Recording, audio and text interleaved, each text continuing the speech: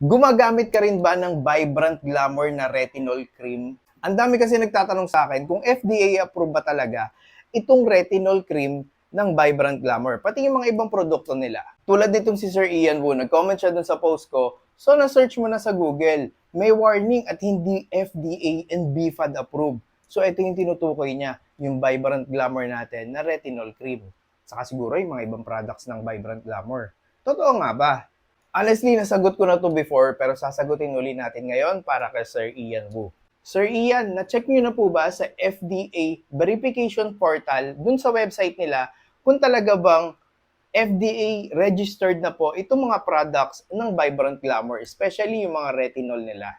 Pero kung hindi pa po, tuturuan ko po kayo mag-check. Ito po ang step by step. Bali, pumunta lang po tayo sa website ng FDA, tapos i-click mo lang yung tatlong guhit dyan. Hanapin lang natin yung Cosmetic Product Notification. I-press lang po natin yan. So, pagka-click nyo po, mapupunta po kayo dito, tapos may makikita kayo dito ng search bar.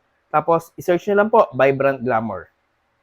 So, ayan. Pagka-search nyo, maglalabasan na po yan lahat ng mga registered na product ng Vibrant Glamour. Makikita nyo yung retinol serum, yung retinol cream, retinol essence toner, cleanser. Ayan, ang dami.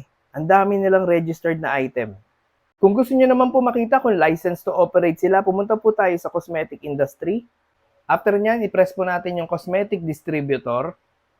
Tapos pagka-press po natin yan, mapupunta po tayo dito, i-search nyo lang ang Vibrant Glamour. Na-search ko na siya kasi kanina. So ayan, makikita nyo, meron silang lisensya to operate.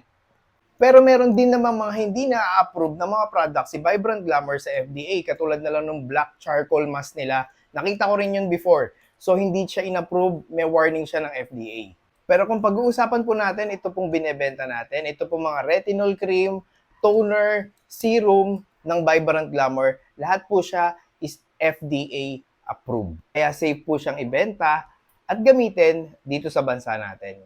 So ano pa hinihintay nyo? Pang-apat na bote ko na to. Bumili na rin kayo. Maganda talaga siya, promise. Ilang months ko na rin to ginagamit pero maganda talaga ang effect sa akin itong Vibrant Glamour na to. Kalahin mo yan. 37 years old na yan.